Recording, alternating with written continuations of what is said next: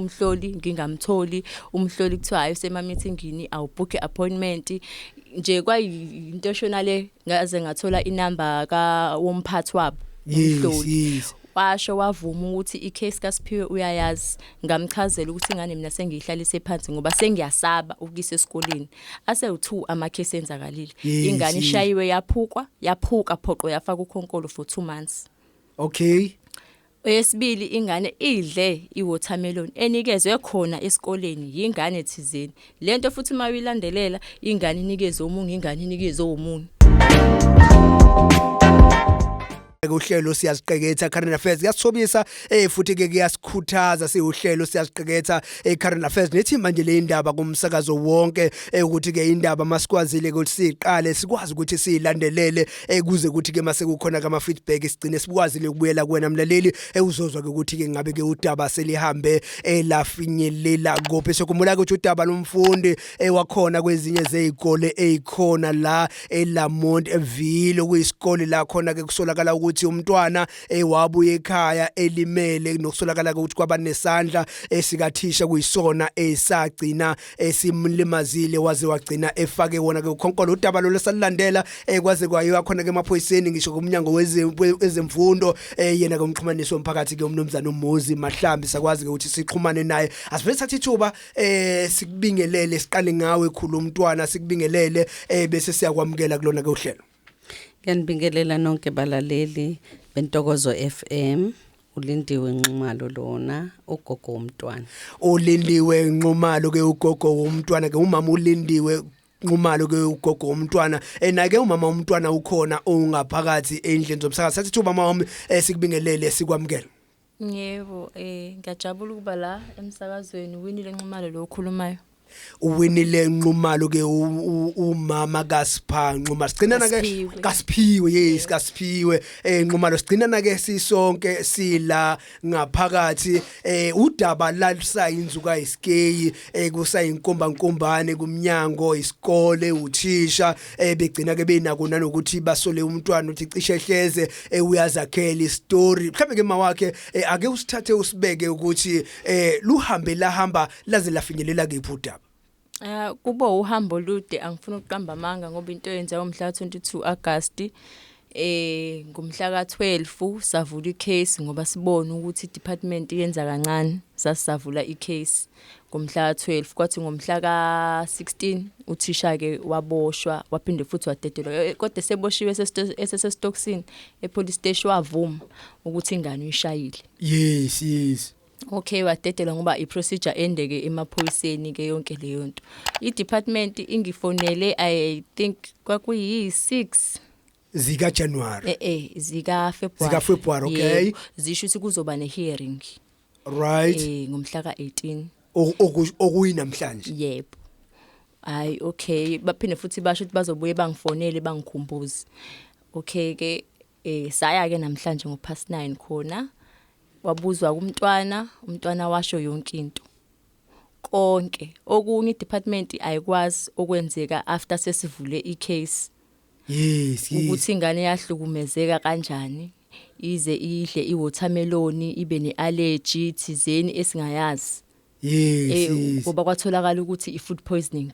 Okay mlalelekele ukhona lapho ngasekhaya ke ukuveza lolu hlangothi umntwana esiyithimba lesiyaziqeketha sambona enasi simo sokuthi kukhona kudlile okungalungile esike saqinisekisa ke siyithimba lomsakazo ukuthi ke kwakuyiyona ke i-food poisoning kodwa abazali mhlambe ke bayile kudokotela wafika waqinisekisa emva kokuba esewungenelile umnyango wezemfundo kwaba khona leso simo sokuthi umntwana ayithole ke sehlukumezeka ekhona esikoleni yaqhubeka indaba. Hayi ke ukuhlukumezekeni kwengane kwaze ngaendapha ukuthi ingane ayiyeke esikoleni ngayihlalisa phansi u3 weeks sonke.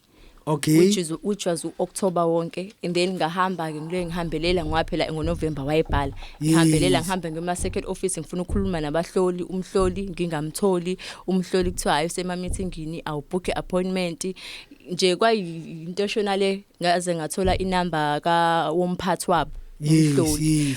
Washo wavuma ukuthi icase kaSiphiwe uyayazi, ngamchazela ukuthi ingane mina sengihlalise phansi ngoba sengiyasaba ukuyisa esikoleni. Ase u2 ama-case enzakalile. Ingane ishayiwe yaphuka phoqo yafaka ukhonkolo for 2 months. Okay.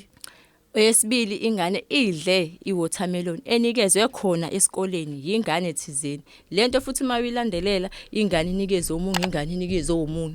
Akekho sure ukuthi iqhamuke kuphi le watermelon. Uma esefike yolanda ingane idumba ulimi, udumba umlomo, amatha ajuza ingane iyayetha. Akho umuntu omdala mhlawumbe umbhekile ukuthi noma thisha nangu cha. Yafica nje ingane ihlalele ngaphandle office wathatha ingane mawayisa eWentworth. Umsakazo weNtokozo FM uhlelo siyaziqeketha current affairs kanjani ngimawusana kuvulela umsakazo thatha ithuba sikubingelele sikwamukele kulona ke uhlelo lwezindaba zomphakathi emsuzini yami ethayibeke ishakalolunye anobe kushayelona ke ihora lesikhombisa sinomama ke ulindiwe okhona ke ngaphakathi endlini zomsakazo ke ugogo umntwana wakhona la eLamontville eceleni waseduzane okwezinye ke izindawo ke sisakazela namhlanje bekade kuqondiswa kunesithangami la khona ke bekulalelwa lona ke icala esikoleni nokugcine kube khona mhlambe mama asivele ke sibheke ukuthi benikhona usukuna namhlanje esikoleni ngekhathi kukhulunywa uhlangothi lwakhe ke uthisha beluthini noma ke ngoba sanikwa ukuthi asenze ireport ngako konke okwenzekile base behamba ke sebeyombuza abaphathi bakhe naye ke ubemelwe owenhlangano yakhe okuwusathu obekhona eseduze kwakhe noma thina singamzwanga ukuthi ke kuthekani kodwa abasitshene kona bezemfundo bathe uthisha uyalivuma icala uyakuvuma konke uthi wayishaya ingane abangafunanga ke ukuthi ke ngoba ngathi mina njengengane ngiyafisa isifiso sami ukuthi asidemonstrate ukuthi wayishaya kanjani lengane eshawa ize iphuke yes induku imushiza yini amshaya ngayo siyafisa ukwazi siwumndeni ukuthi yini le amshaya ngayo ingane iziphuke ngoba nasesibhedlela waqamba amanga wathi ingane ibidlala hide and seek nezinye izingane yawa kodwa awekho ama bruises akukho kushibilika akukho umkhuzuko akukho lutho then okukhulu kakhulu ukuthi abantu esithembele kubona ngoba isikole it's a second home yengane uma uyikhipha wena mzali uyithumela esikoleni bahlangana ngengane emva kokuthi sebebona ukuthi uthisha akakwazi ukuzehlisa akakwazi futhi basayida nothisha ukuthi uthisha uright abakwazi ukuluza uthisha ngengane olimaza izingane esikoleni kunengane ahola ngayo uthisha and then lengane uhola ngayo uthisha kodwa uthisha omkhulu akakwazi ukubhekelela ingane kwi-incident eyenzeke esikoleni emagcekeni esikole ngesikhathi sesikole kodwa kwatholakala ukuthi uthisha omkhulu akayazi leyo nto qinisekise emlaleli lapho ngasekhaya ukuthi inyunyane melothisha yona ke isathu sithintile ukuba ke iphawule ngalolu daba bathi ke bazobuyela kithi kwaze kuba ke kushaya isikhathi sokuba ke size emoyeni baqinisekisile ke simtholile ukuthi ke udaba olubucayi ngendlela emangalisayo waqinisekisa ukuthi akazokwazi ke ukuphawula ngalo ngenxa yokuthi naye ukhona ke sigungweni sezinye zezikole kangangoba ke uthisha omkhulu kusho ukuthi ke bona abanqundiwe kamandla kuba bakhulume ngalolu daba umntwana asibheke ke ukuthi umntwana njengoba nagcina nemhlanje ekhaya kwazi waphela amasonto amathathu usebuyelile esikoleni sinjani isimo njengamanje wabuyela wayibhala ifinal exam emva kokuthi ngiqamba amanga ngoba umphathi wabahloli wathi angihambe ngiyokhuluma nothisha omkhulu about uthisha omkhulu mina naye sihlezi ngizocomplaina kuyena athi hayi usazoyilandelela into ngingayithola feedback kwathiwa ngiphindele kuyena lo thisha omkhulu again ngaqamba amanga mina ngathi ingane yami ke njengoba ngihlalisa ekhaya ingoba isinamafithi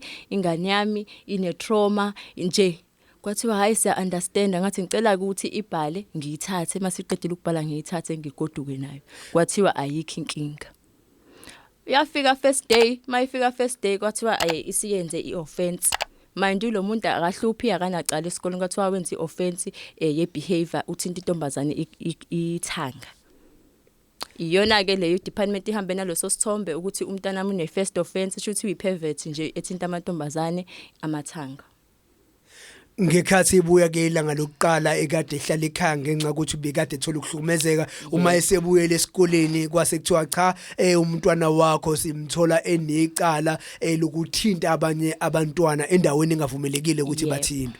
Yebo. Uphi njengamanje umntwana masikhuluma nawe usa attenda esikoleni noma usegcine eseyekile? Waqeda ukubhala ama-exam ngathi sengiyolanda i-report ngacala ne-remover ngamfundisa ngaphandle kwekole eSelamonti. Wamfundisa ngaphandle kwezikole eziSelamonti. Gogo ngiyazi ukuthi ke uma umntwana ethole ukuthi alimale esikoleni kuyaye kube kuningi okuyake kubhekakala mhlawumbe uthola ukuthi udinga nosizo lokululekwa ngokwengqondo abanye baze bahambe nebanga lokuthi bafune isinxephezelo. Sikakutholi lokho ngoba salinda abazemfundo ukuthi njengoba bemtholile ukuthi uguilty uthisha uzojeza ngayiphi indlela ngoba naye uthi uzonika ithuba lokuthi akwazi ke ukusho ukuthi uyikhalela esikwetshweni azobe nikwa sona. Njengomndeni wakaNxumalo ke sidinga ukubulungiswa nje thina obokuthi uqhubeka kanjani ubeke isilwane emphakathini esizofundisa izingane zethu ngendlela okwenzeka ngayo ngoba nothisha omkhulu basupporta zona igebengulisi ezishaya izingane zethu ziyilimali. Uma umntwana kube nezinto ezakhiwayo izithombe ezakhiwayo ukuthi ingane isinje ngeke ingane ifunde iminyaka emithathu esikoleni esisodwa ingakazi ibe nerecord.